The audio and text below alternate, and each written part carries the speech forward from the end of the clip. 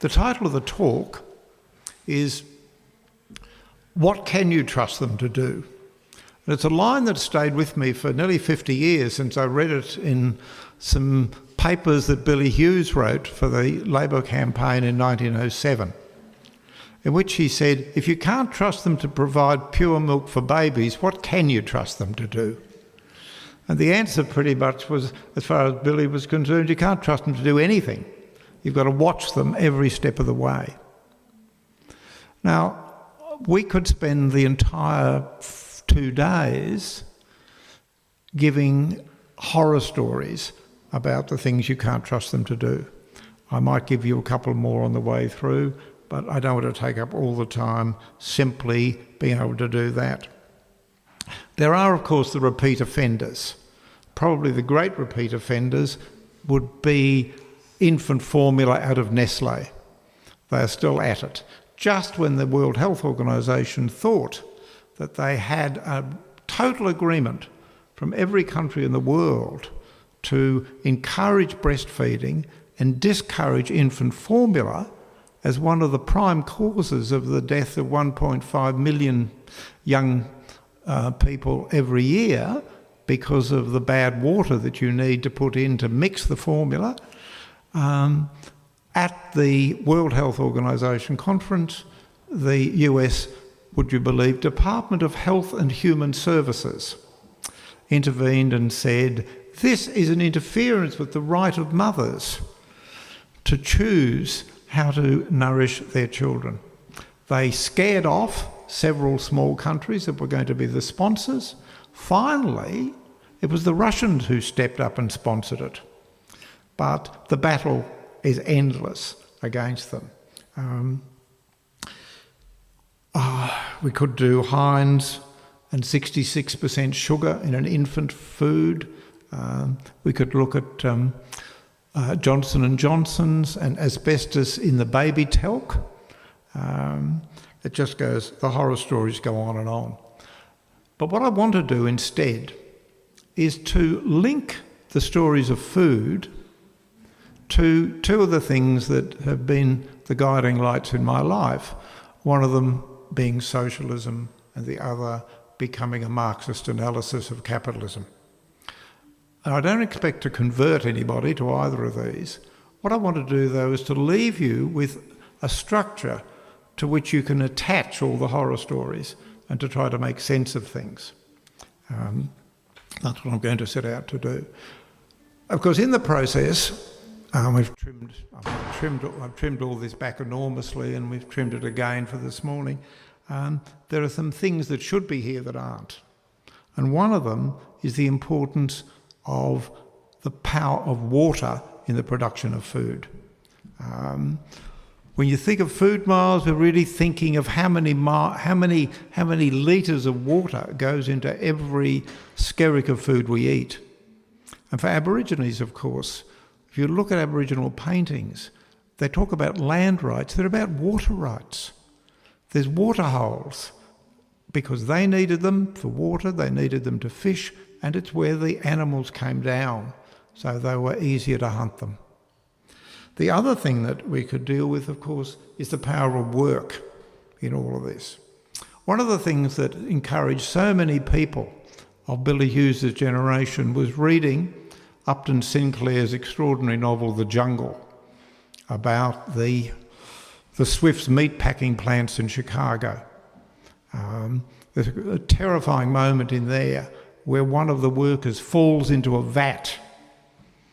They don't stop to fish him out, he just comes out as part of the sausage meat. As a perfect statement of what Marx calls the alienation and the reification of how workers become objects.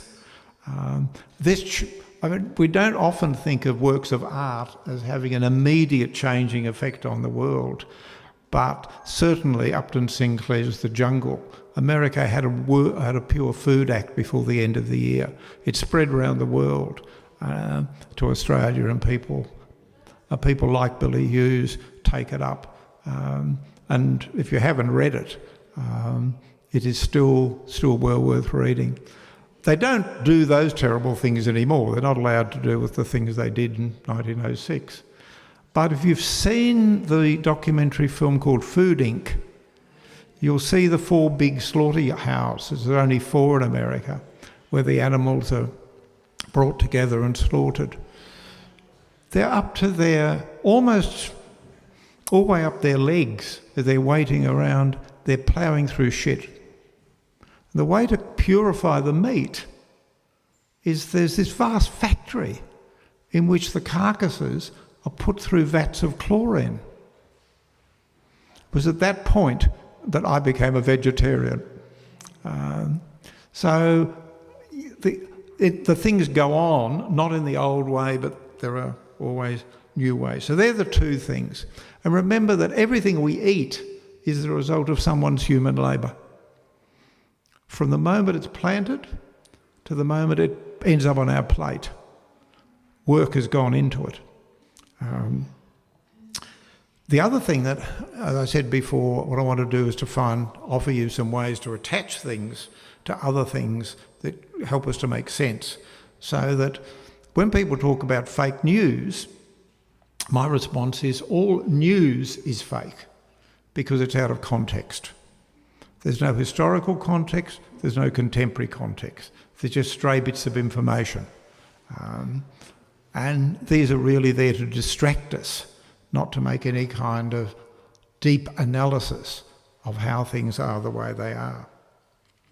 Now, when I say I'm a socialist, people say, well, what do you mean by that now? And one of the things I've always meant by it is social equality. And I have a criterion for distinguishing reforms from deforms. And the criteria is this policy more or less likely to make the world more socially equal across 3 generations? Now, you'll see how hedged that statement is. Social equality, more or less likely, 3 generations. But I think it's a pretty good standard test as to whether it's worth trying something or not. Now, why I think one of the reasons for wanting to do this is the more we become equal in society, the more each of us is enriched. We don't become richer individuals at the expense of other people. Our own individuality at the best of times is always our social interactions. I couldn't make this speech if I hadn't heard my parents speak. You wouldn't understand it if you hadn't heard your parents speak.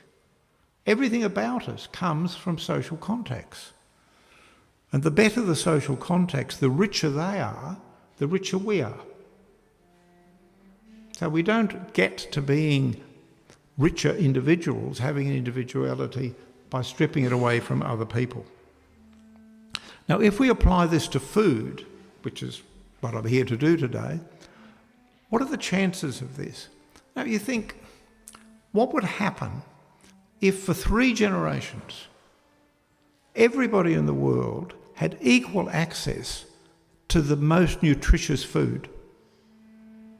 What kind of changes would that bring? Socially, physiologically for a start, and then psychologically, in all of those ways. We don't know that because it's never been tried. But we do know the advantages that go to people who do get the best of everything. Now, we do know that small changes can have particular effects that are very striking. There was a time in which that terrible disease called pellagra was used to say that African Americans were inherently stupid. They were mentally unfit. What, of course, it turns out is that they had a vitamin B deficiency. And the moment their diets were rectified, all the conditions that are associated with it, blindness, terrible skin itches, and mental deficiency, all went away. Another example of this is what Fiona Stanley did in campaigning to get the return of various forms of folates back into people's diets. It had this big effect on the incidence of spina bifida. Now, Fiona Stanley is also a socialist. She's proud to still say. She was Australian of the Year in 2003, and her great speech that year is available online, and it's called The Real Brain Drain. And what she says in that is the real brain drain begins before the age of 5. Not when people have got PhDs and go off to America. Indeed, it begins before conception. The quality of the sperm and the ova contribute to the health of the child, to its physical and mental well-being. We know the changes that can happen in the womb from smoking and alcohol. But she again keeps stressing that if we could provide the best of food all the way through, before conception takes place, what effects this is going to have. And this is part of the battle for social equality. They are cumulative and they are interactive. Now, what about long-term changes? Well, poor old Jean-Baptiste Lamarck has always had a bad press. People have said, oh, you can't have inherited characteristics. Well, one of the things that the last 30 years attention is being paid to is what is now called epigenetics. It's not that it's abolished the power of the genes and of natural selection. What it's done is to show that you can inherit small changes that have big effects on people. We don't know the consequences of this yet. I'm not suggesting that this is the solution to all the world and its problems. It's a whole new scientific way of doing things. But it means there's more flexibility. There's more things in there to be investigated. We've only just in the last 10 years or so decoded the RNA, 50 years after the double helix for the DNA. We know next to nothing about human consciousness. The people who are expert there say perhaps we know 5% of what there is to know. So that in the field of epigenetics, if you link it into all of those things, the consequences that food can have on passing on physical abilities and physiological characteristics from one generation to the other, clearly are going to have some consequence in terms of the quality of the food that people are fed in the womb and in the first 5 years of life, and indeed for a long time thereafter, because we know from Sue Dengate the importance of food intolerances, not things to which we are allergic, but things to which children have an intolerance, which makes their behaviour out of control. You take that thing out of their diet for a fortnight and complete behaviour change. It means they can learn, all kinds of changes come over them. So that if they're learning, the better chance of getting more social equality throughout every aspect of society. Now, one of the things that I do want to, having mentioned that, our poor old friend Lamarck, is I do want to say, take this moment to bring this little pamphlet to your attention. There are copies of this down the back. It's by a wonderful man called Lauren Isley. His book on Darwin, which is called Darwin's Century, which came out in 1959, I think is still one of the very best, if not the best, one book about what it was that Darwin offered us. This is a wonderful little essay called How Flowers Changed the World. Everybody should read it at some stage in their lives. It's just transformative in itself. They are down there. Should you happen to have a dollar coin, if anyone has any coins anymore, you can take one away from down there. So I'll just leave you with that. An acquaintance of mine I gave the poem by Isley to, got onto the essay, and out of the blue turned them into that pamphlet and sent me something. I said, can I have 50? Because I want to go down and take them to the TwoFires festival. So, now, hurrying right along. As I said at the beginning, one of the two things I was going to link this to was to socialism as social equity. The other thing is to Marxism as an analysis of the capitalist system. Now, you'd probably expect I'm going to say something about exploitation for profit, and if I had more time, I would. But that's not Marx's real point. Marx's real point is summed up in a phrase, in a sentence where he says, what the capitalist rule is accumulate, accumulate. That is Moses and the prophets. Now, but even accumulation isn't the end product. Why do capitalists have to accumulate? Well, two reasons, of course, is so they can indulge themselves. So as George Bernard Shaw said, they can eat peacock brain pate and the rest of us can't. However, the other thing that they need to do it for, more importantly, unless they accumulate, they can't beat off the competition. They won't stay as capitalists. So the real reason for exploitation, for taking profits, for accumulation, is to stay as capitalists. If they don't want to do that, fine, they don't have to accumulate. Marx says it's a Faustian bargain. You can either indulge yourself or reinvest. If you get enough, you can able to do a bit of both. So, now, capitalism is peculiar in the fact that it has to expand. And that's the key point in understanding the relationship to food in our society.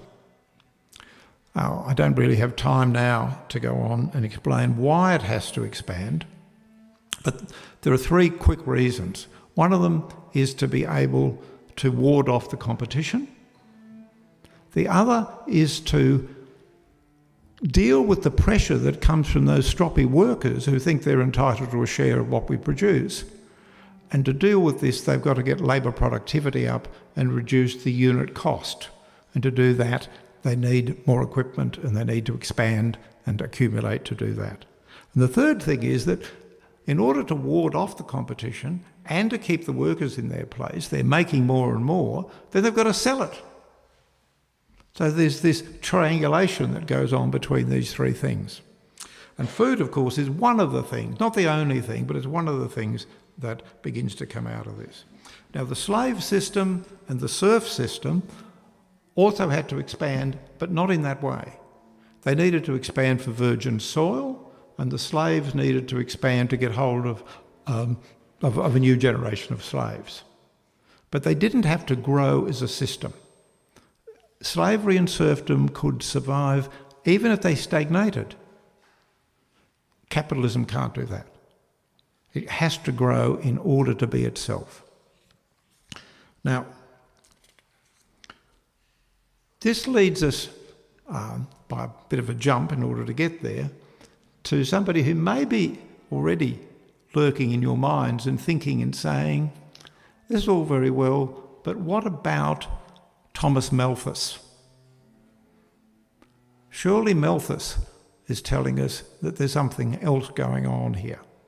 Now, one of the things I want to say very quickly is that by the time Malthus published in 1798, the problem that he was pointing to had already been solved. There hadn't been a famine in England or in France for 200 years. There were problems about feeding people, but they were problems of social equity. But there was no great famine that wiped out 1 million people again, as it happened in France. And they have been mainly caused by great cold snaps or by droughts, very complicated links there as to the supply of water throughout the entire system. What Malthus was doing in 1798 was writing this piece of propaganda on behalf of his parishioners, who were the landlords. And what he was doing was protecting them, he said, from this notion of social reform that had come out of the French Revolution and indeed was going more and more into notions of providing forms of amelioration for the poor, various kinds of poor relief, and the poor rate was going up. And the landlords indirectly and their tenants were having to pay a higher rate to keep these poor people alive. Of course, they were keeping them alive so they could work for them. So it was really just a recycling of how you paid their wages. But this is what it's about. If you read the first edition of 1798, it's an attack on social reform. And that if you do anything to keep the little children of the poor alive, you just make things worse for them in the medium term. So you're not doing them a good turn if you provide poor relief. So that's what it was really about. Now, that bit of Malthus isn't made very popular with the people who want to promote him, because the same argument goes on today, I fear. People say, oh, there are too many people on the planet. Well, the first question I always want to say to that, what kind of people? Are there too many people who can barely get 1,500 calories a day? Or are there too many people who now, as I speak, could enrol for a cost you $24,000 for a fine food and wine tour of the southwest of Western Australia, of which has the world too many? The eaters of peacock brain pate, or the people who can barely get enough to eat? I think we can solve the problems, because we are now, in Malthus's day there was hardly 1 billion people being fed. Now we are managing more or less to feed 7 billion, not very well. We could do it a lot better. And the worst places, of course, are not the result of famine, they're the result of the arms trade, of people selling arms to regimes, particularly across Africa, that are the primary cause of why people aren't able to eat properly. So they're the first couple of things about the Malthusian aspect of where the food's going to come from. The other aspect, of course, about him that is totally ignored is that, having done this in 1798, he then goes on to teach at the East India Company School, and he writes another book in 1821 called The Principles of Political Economy. And what he does in that is to argue that capitalism is going to produce too much. The exact opposite of what he'd been saying in 1798. Is overproduction is now the problem. How do we solve it, he says? We've got to get people who consume but don't produce. People like me, parsons, he says, more parsons, more retired military officers, more landlords. Marx calls these people gluttonous drones, referring to Malthus and his solution to the problem of overproduction. But we'd pointed to overproduction earlier when I was talking about Marx's notion of what happens within a capitalist system. So what Marx sees, and of course Marx comes 50 years later, and he has the benefit of being able to see how the capitalist system has in fact developed. Adam Smith was there before the capitalist system even existed. Thomas Malthus is there just as it's really beginning to form. But Marx has the ability to look back and see how it's truly turned out. And he sees that there are, if you look at crises, they are now coming from three things to say about them. They're no longer only the result of wars and natural catastrophes. They are, in part, that you have to link a crisis of overproduction, as Malthus was suggesting, with getting people to consume what you produce. But, he says, the other thing you do have to look at is that where do you get the demand from? What is the supply of the demand? And the supply of the demand, he says, is in the wages that are being paid to people. And the other thing that Marx points out about the capitalist system that is still very contentious is that there is no equilibrium in the system. It is essentially a chaotic system. That's how it thrives. There's no basic point in which it is stable. If it was stable, it would actually cease. It has to go up and down and turn up, and we are now in the midst of, with the end point of one of those. Now, I'm going to jump over a great deal of what I was going to say to you. I want to conclude by getting around to something about how we should deal with all of the problems that I've kind of managed not to touch on there in great detail.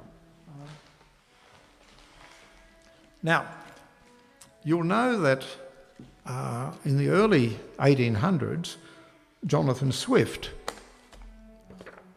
produced a pamphlet which was a modest proposal. The modest proposal for preventing the children of the poor people in Ireland for being a burden to their parents or country, and for making them beneficial to the public. Swift felt that fattening up the children to the age of 2 for the table of the rich, and as he said, the landlords had the best title to these children because they'd already devoured their parents. And this solution, this modest proposal, Swift said, as he said, was innocent, cheap, easy and effectual. Now, I want to make some modest proposals as to how to deal with the problems that we're going to face, or that indeed we are already confronted with. Now, I've jumped over a lot of this to explain why, but they're things that you know perfectly well about what goes on in the mass marketing world. If I could just give you one tiny example, of the many cases that you know. What the marketers do, and remember that advertising is only the pimple on the pumpkin of the whole of the marketing enterprise. They seize on anything to turn to their advantage.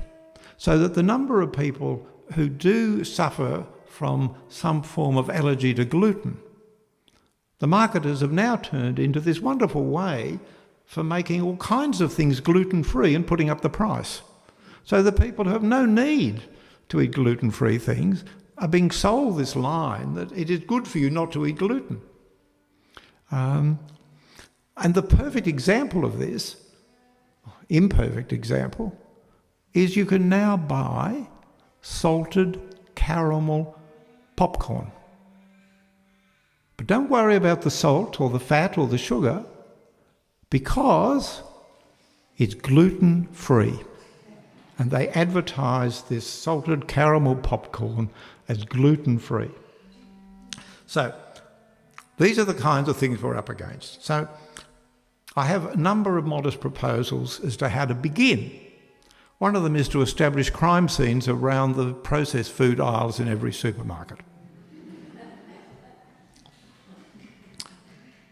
Now, the second things would be to set up a People's Commission, not a Royal Commission, but a People's Commission into the food industry, into its daily practices, not into its malpractices. Because what went wrong with the Banking Commission, and what I fear will go wrong with the Aged Persons Commission, is they will look at the malpractice, not at the business plan. And if we look at how the food industry operates, what I refer to as the poisonous food industry, and if we don't use that language, we're letting them off. We have to be outrageous to bring those points home to people. And the third thing is we need to place the same kinds of restrictions on salt and sugar as we put on the marketing of tobacco.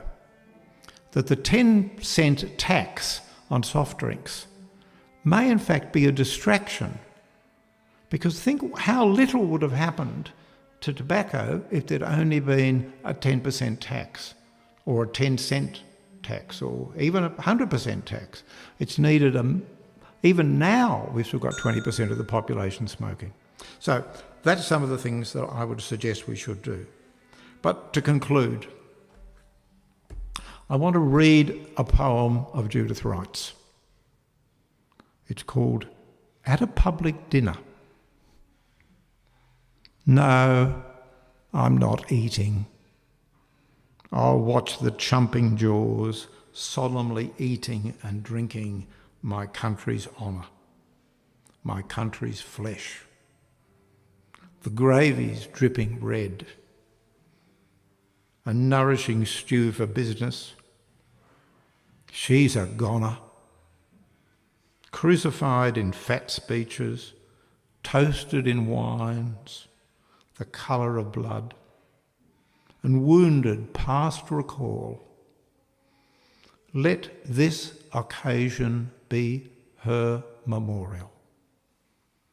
It was all there in the first step onto land. The flag raised, the guns fired. No one but Charles Harper called her the land of equals, the new utopia. Go away, we're tired.